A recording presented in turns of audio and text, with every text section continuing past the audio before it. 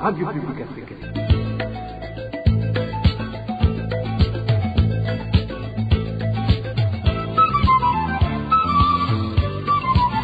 Radio Publique Africaine.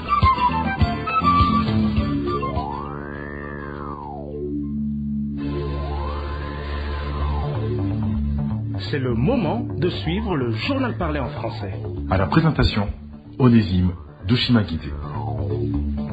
Nous sommes le vendredi 9 juin 2023, ravis de vous retrouver auditrices auditeurs de la RPA à ce rendez-vous d'information dont voici les grands titres.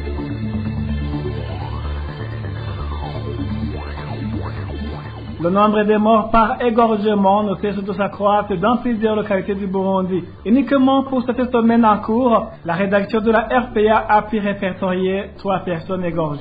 À la une également, inquiétude au sein de certains habitants de différentes communes de la province de Makamba suite au recensement en cours dans cette province. Ces habitants précisent que le parti CNDD-FDD est en train de dresser des listes sur lesquelles il est mentionné une catégorie de gens triés à base de leur âge et de leur appartenance politique. Dans cette édition, nous parlons aussi des réfugiés du camp de Nyarugusu en Tanzanie qui demandent l'autorisation de cultiver et de faire du commerce pour pouvoir trouver de quoi compléter la maigre ration alimentaire qu'ils reçoivent du HCR.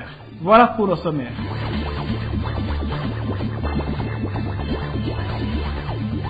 Ouvrons cette édition sur la page gouvernance de la mission d'intimider et de convaincre les actionnaires suisses majoritaires afin qu'ils se retirent de l'hôpital Kira a été confié à Alfred Innocent Musteremo, ancien patron de la documentation intérieure. Mais cela a produit l'effet contraire car ça a plutôt conforté les actionnaires suisses dans leur quête de défendre leurs intérêts. Le détail avec Josiane Moudanez.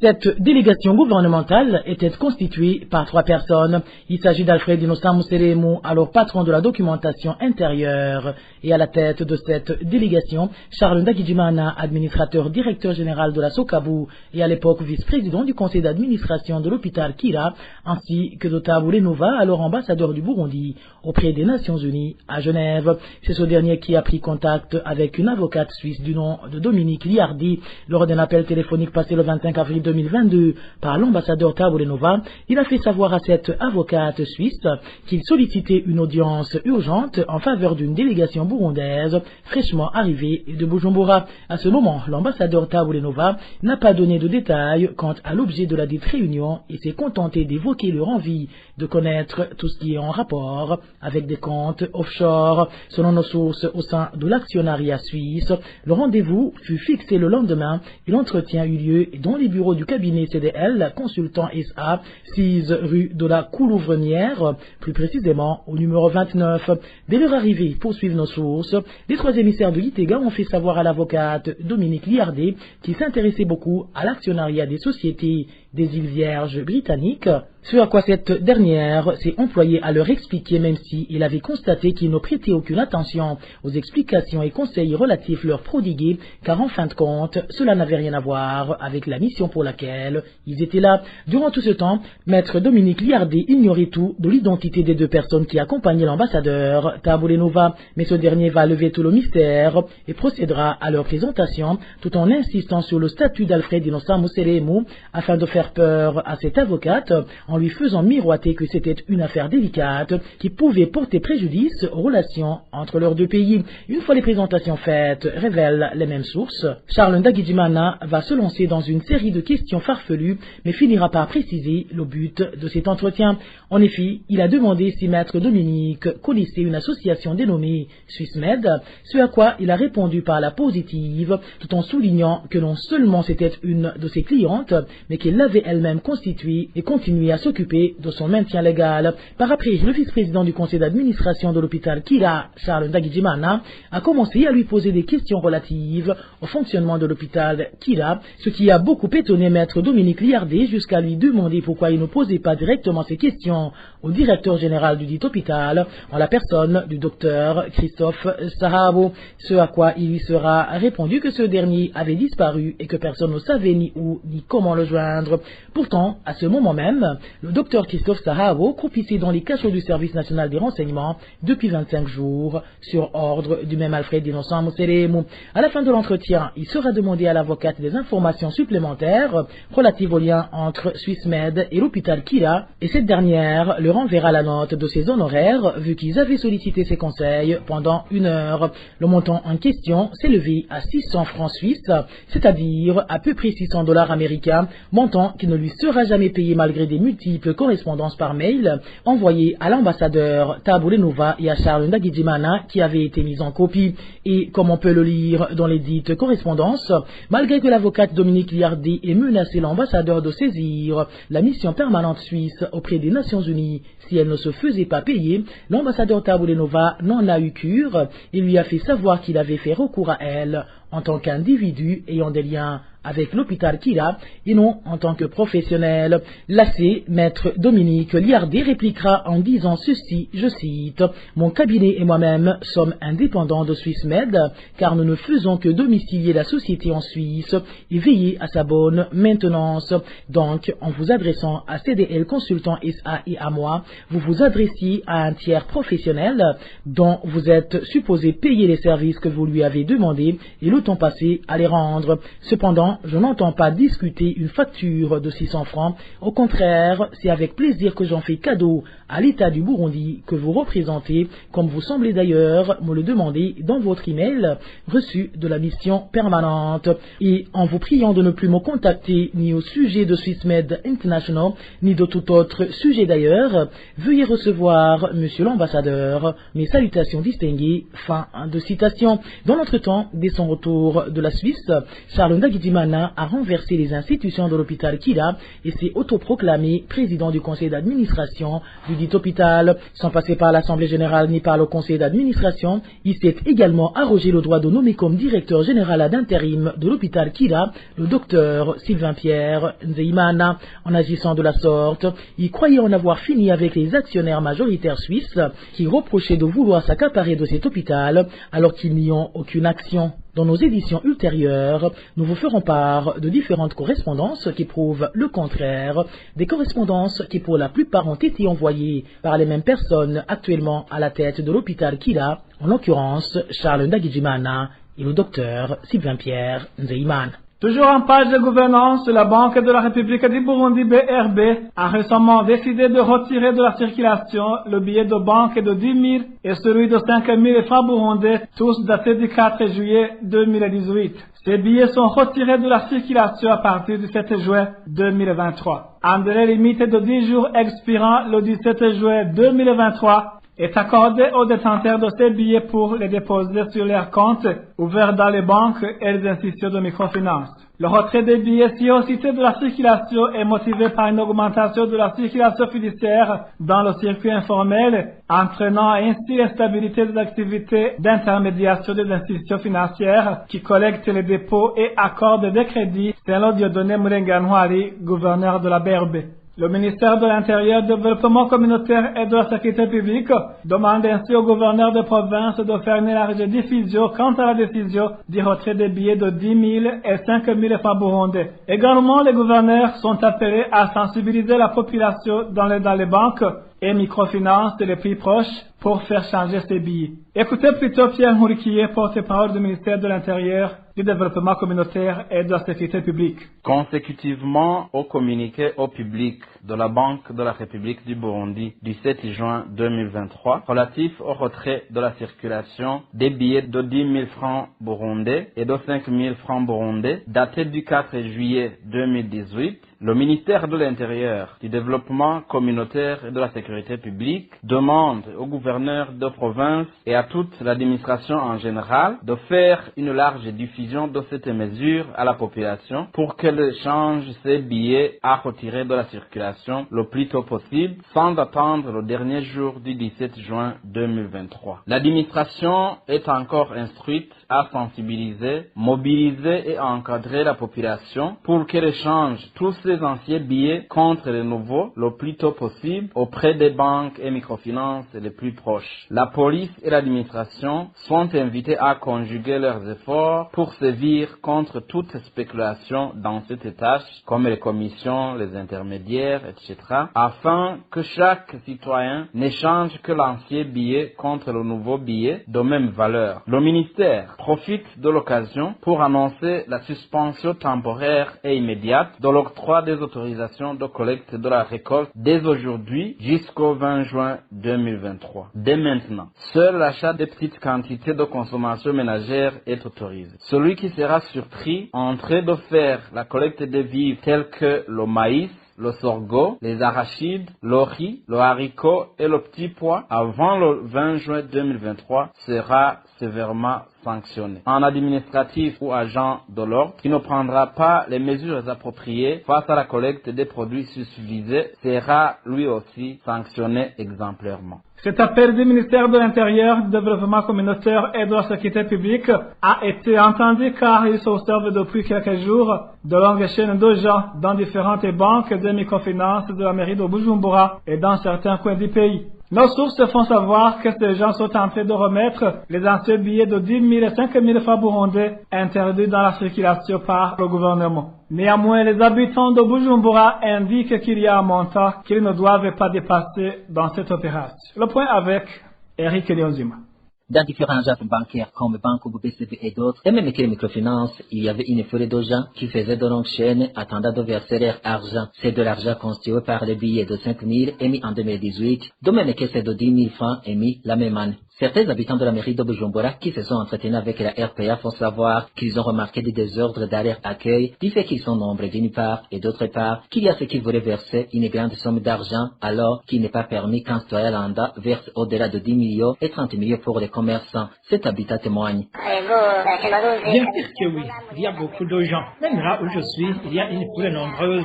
Mais le problème est qu'il y a des tricheries qui commencent dans le versement, du fait qu'il y a ceux qui veulent verser beaucoup d'argent au-delà du montant que nous a indiqué le gouvernement parce qu'hier, il y avait congé. En effet, un citoyen lambda ne peut pas dépasser 10 millions de versements, tandis qu'un commerçant, oui, n'est pas autorisé de verser plus de 30 millions. En plus, même les responsables des banques ont carrément refusé que le congé d'hier soit à motif de verser 15 ou 20 millions. Même à l'intérieur du pays comme dans la province Ngozi et ailleurs, cette activité de verser ces billets a été faite, même si l'effectif n'était pas élevé comme à Bujumbura. Néanmoins, à l'intérieur, le constat est qu'il n'y a pas d'autres billets à remettre aux clients à part les billets de 2000 francs seulement.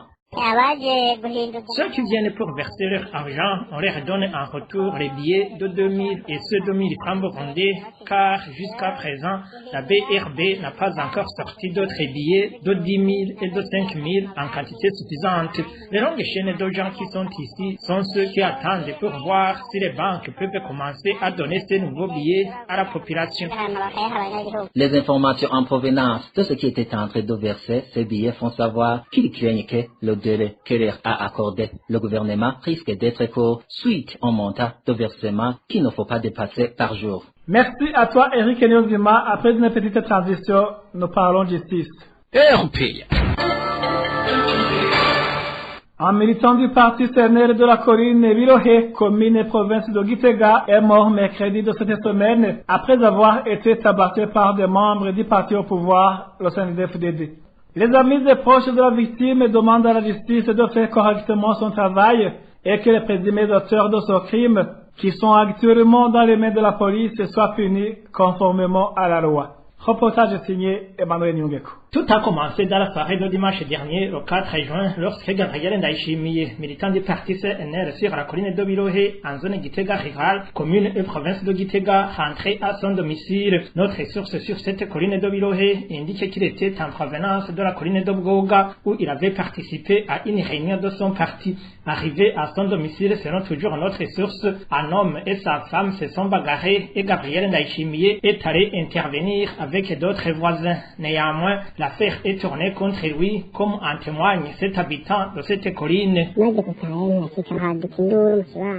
Une fois à la maison, dans le voisinage, il y a eu des disputes entre un homme et son épouse. Gabriel Ndayishimiye est allé intervenir comme les autres, mais ils ne l'ont pas conçu comme une intervention. Des filles de Rugamba se sont attaquées à lui. L'une, elle a prénommé Dorine, l'autre est surnommée Bébé, ainsi que elle a prénommé Sandrine. Même celui qui frappait sa femme s'est retourné pour se joindre à celle qui tabassait cet homme. C'est un Imbonerakure prénommé Innocent. Gabriel a été battu au moment où son épouse était allée chez elle pour y passer la nuit. À son retour le lendemain, vers 9h, elle a trouvé son mari dans la maison en état critique. C'est ainsi qu'elle a alerté pour l'évacuer vers l'hôpital de Gitega. Après des jours qu'il a passé à l'hôpital de Gitega, son père de 3 enfants est mort sur mercredi suite au coup qu'il a reçu de la part de ses membres du parti au pouvoir au sein des DFDD. Son inhumation a eu lieu ce jeudi. Les amis et proches de la victime demandent que justice soit faite sur ces 4 présumés auteurs du crime qui sont actuellement dans les mains de la police. À ce propos, la rédaction de la RPA n'a pas pu joindre Jacques Ndouimana, administrateur de la commune de Gitega, pour recueillir sa réaction. Merci à toi aussi, Emmanuel Nyungeko. Le nombre de morts par égorgement ne cesse de s'accroître dans plusieurs coins du pays. Uniquement pour cette semaine en cours, la rédaction de la RPA a pu répertorier 3 personnes égorgées. Le plus récent a été tué dans la nuit de mercredi à jeudi en province de Rumonge. Le point avec Marie-Ange Lacoste. La dernière personne égorgée est un vieil homme du nom d'Excellent Kayumba. Il habitait la colline Karagara de la zone Burukiro en commune et province Rumonge. Il a été tué par des hommes jusqu'ici inconnus qui l'ont retrouvé dans sa maison la nuit de mardi à mercredi. Cependant, ce n'est que ce jeudi que les voisins ont pu se rendre compte de sa mort. Ces malfaiteurs lui ont également volé ses vaches. Il a été tué la nuit de mardi à mercredi. Toute la journée de mercredi, personne ne l'a vu. Les assassins avaient fermé la porte après l'avoir tué. Les assassins ont également volé 4 de ses vaches. C'est alors ce jeudi qu'on a pu remarquer qu'il avait été tué. Ces assassinats inquiètent le voisinage. Selon eux, il y aurait une catégorie de gens visés, des gens en provenance d'autres provinces. Par an, un d'entre eux est tué et aujourd'hui, ils sont au nombre de 8, ceux qui ont été tués dans 8 ans. Si tu essaies d'analyser, tu trouveras que les personnes visées par ces assassinats, c'est surtout des gens en provenance des provinces autres que Rumonge, comme Gitega et Bururi. On compte 8 personnes déjà tuées sans qu'il y ait des enquêtes. On citerait l'exemple du travailleur de ce vieil homme tué dans la nuit de mardi. Il a été tué l'année dernière par des gens non identifiés et son corps avait été jeté dans une rivière. Ce vieux tué la nuit de mardi était ressortissant de la commune Songa en province Bururi. L'autre personne qui a été tuée égorgée cette semaine est une jeune fille de colline Louis-Lidi en commune Mugina de la province Cibitoke. Cette fille était élève en 6e année et elle avait été tuée la nuit de ce mercredi. Encore dans cette province, un homme du nom de Jean de Dieu Miburo de la colline Kajerama en commune Mugui a été tué par des gens qui l'accusent de la sorcellerie. Je vous le disais en titre, les habitants de différentes localités de la province de Makamba demandent l'arrêt immédiat du recensement en cours dans cette province. Hormis qu'ils ne sont pas informés sur l'objectif de ce recensement, ces habitants s'inquiètent de constater que le parti CNDD-FDD est en train de dresser des listes sur lesquelles il est mentionné une catégorie de gens triés à base de leur âge et de leurs appartenances politiques. Le point avec Eloge Diveremesh.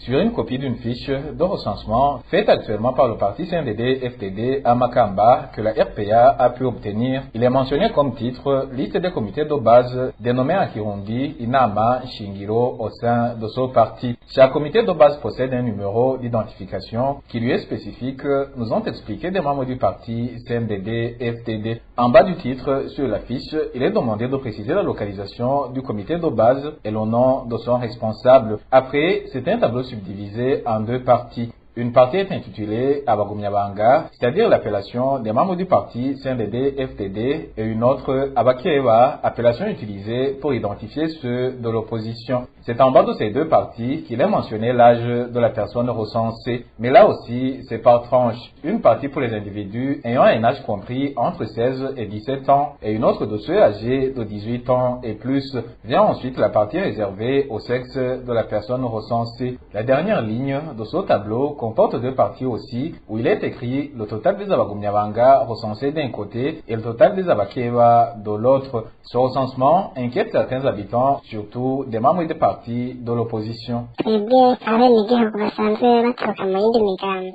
les membres des partis de l'opposition, sommes très inquiets, d'autant plus que nous sommes à l'approche des élections. On craint que l'objectif visé ne soit autre que celui d'envisager de commencer des vols ou fraudes lors des élections prochaines de 2025.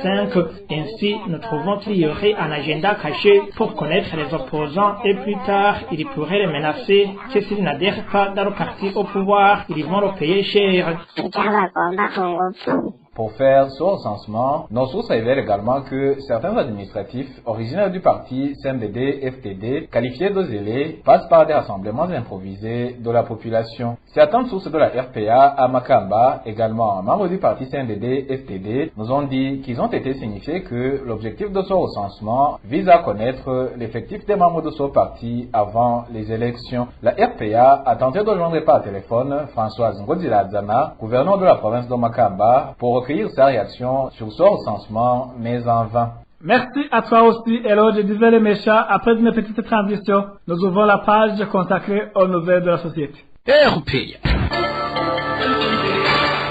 Les habitants de la commune de Gihanga en province de Buanza indiquent que la question de manque d'eau potable est un problème grave car actuellement, il passe environ une semaine sans aucune goutte d'eau dans les robinets. Ces habitants disent craindre des maladies de menstrues car ceux qui habitent près de la rivière Manda préfèrent utiliser l'eau de cette rivière qui, selon eux, est trop sale. Les détails avec Elvis Seigneur Mungeri. Ça fait longtemps que persiste la question de manque d'eau potable en commune Gihanga, précisément en zone Buringa. Selon notre source, dans cette zone, cette question a manqué de solution car ils arrivent même à passer environ une semaine sans être servis. Ici en zone Buringa et d'ailleurs, c'est dans toute la commune Gihanga, la question d'eau potable est devenue un casse-tête. Si nous parvenons à avoir de l'eau en lundi, elle ne revient que vendredi. Si nous sommes servis mercredi, alors l'eau reviendra samedi. Nous ne savons pas pourquoi cela nous arrive. Nous essayons de demander ce qui cloche auprès des autorités, mais on nous donne des réponses incomplètes. À cause de ce manque d'eau potable, ces habitants sont obligés de se lancer à la recherche d'eau. Les personnes avoisinant la rivière Manda puisent de l'eau dans cette rivière. Ils craignent d'attraper des maladies liées au message, car même dans les restaurants, on utilise l'eau de ces rivières. Nous craignons que les maladies s'intensifient, surtout ici à Buringa, si on considère les restaurants qu'il y a et qui utilisent de l'eau ainsi que les ménages, car l'eau est indispensable. C'est pour cela que sans eau potable, la vie devient un enfer. Comment allons-nous continuer à mener notre vie? Ces habitants indiquent qu'ils ont soumis cette question aux organes administratifs locaux, mais on leur a répondu que la question est déjà dans les mains de la régie des eaux. Ils demandent à toutes personnes capables de tout faire pour qu'elles aussi puissent être servies en eau potable. Toujours en commune de Gihanga, avoir d'ici Kaburinga est en casse-tête. Les habitants de cette localité indiquent que même le qu'on peut trouver s'achète à un prix exorbitant. Ils demandent aux administratifs de suivre de près ce problème. Le détail avec Marie-Ange et la cause. Les habitants de la commune Gihanga indiquent que avoir du sucre ces derniers jours révèle d'un parcours du combattant. Et si par chance il est disponible, ils ne disent que le temps de l'arroser. Ces habitants disent ne pas comprendre où va ce sucre. Ici, en commune de Gihanga, le sucre est devenu un objet rare. Il s'achète à 3500 francs s'il est disponible, mais là aussi en cachette. Là, vous entendez que ce n'est pas n'importe qui peut en avoir. Quelquefois, on nous dit que le sucre est disponible, mais après la distribution de 20 ou 30 kg, on nous dit que les stocks sont épuisés après quelques instants seulement. On ne peut alors s'en procurer qu'avec 3500 francs le kilo, alors que normalement il s'achète à 2500 francs. Les habitants de Buringa indiquent qu'ils ne savent plus à quel sens se vouer. Pour eux, c'est un problème sérieux, voire que leurs enfants ne boivent plus du thé à cause de la carence du sucre. Surtout ici à Buringa, le problème de manque de sucre persiste. Les enfants ne boivent plus du thé. Vraiment, on ne sait plus à quel sens se vouer et on demande partout pourquoi cette pénurie, mais on n'arrive pas à trouver une réponse. Ce qui nous perturbe le plus, c'est le fait qu'on nous dit souvent que la Sosimo a distribué le sucre, mais après un laps de temps, on ne le trouve plus. Au moment où Sosimo distribue le sucre partout à Bubanza, ses habitants demandent à l'administration de donner des explications sur les raisons de cette pénurie qui persiste. Merci à toi aussi Marie-Ange. Et à cause des dernières nouvelles de cette édition, les réfugiés du camp de Nyarugusu en Tanzanie demandent l'autorisation de cultiver et de faire du commerce pour pouvoir trouver de quoi compléter la maigre ration alimentaire qu'ils reçoivent du HCR. Cela a été soulevé par ces réfugiés lors de la réunion tenue mercredi dernier en présence des ambassadeurs de certains pays qui aident les réfugiés, mais aussi de certains représentants des organisations non gouvernementales qui assistent les réfugiés en Tanzanie. Le point avec Inès Gakiza. Les réfugiés du camp de Nyarugusu ont exposé les problèmes auxquels ils font face quotidiennement aux ambassadeurs de certains pays qui aident les réfugiés et aux représentants des ONG qui assistent les réfugiés en Tanzanie. Un des problèmes majeurs exposés concerne l'aide alimentaire insuffisante car elle a été à plusieurs reprises diminuée. Ces réfugiés ont alors demandé à leurs visiteurs de plaider pour eux auprès du gouvernement tanzanien pour leur donner des terres à cultiver et leur autoriser à animer des marchés, des activités qui leur permettront de compléter cette aide alimentaire. Êtes-vous au courant qu'il y a eu une baisse de la ration alimentaire pour les réfugiés? On nous a averti que prochainement on va baisser encore plus. Cela nous fait vraiment très peur car nous ne savons pas comment nous allons nous en sortir dans ce pays. Nous voulons vous demander de parler avec le gouvernement tanzanien qu'il nous accorde les champs afin que nous cultivons des aliments qui vont nous aider. Vous pouvez de votre aussi nous donner de semences. Autre chose que nous voulons plaider pour nous auprès des autorités tanzaniennes qu'elles nous autorisent à animer des marchés pour vendre et acheter des tracts qui vont nous aider comme ratio supplémentaire, sinon on va mourir de faim. L'autre problème soulevé est l'accès difficile au bois de chauffage. Comme solution, les réfugiés ont demandé des cuisines à gaz ou des biogaz pour ne plus retourner dans les forêts à la recherche du bois de chauffage. Dans ces forêts, certains sont assassinés, les femmes violées. Un rapport avec de quoi cuire nos aliments est une question très sensible dans notre cas. Comme nous avons eu la chance de vous avoir en face de nous, nous demandons que vous puissiez nous donner des cuisines à gaz ou bien des biogaz. Ça nous cause d'énormes problèmes lorsqu'on sera dans les forêts à la recherche du bois de chauffage. Nos sources dans ce camp de Nyarugusu font savoir que ces représentants des pays et ONG qui assistent les réfugiés en Tanzanie ont fait cette descente ce mercredi dans le dit camp pour s'enquérir des conditions de vie des réfugiés, des conditions précaires, avaient-ils été informés. Merci à toi aussi Inès Gakiza, merci mesdames et messieurs d'avoir suivi. Et ainsi s'achève cette édition. À la présentation, vous étiez avec Onésime de Chimagiz. Bon début de week-end à tous.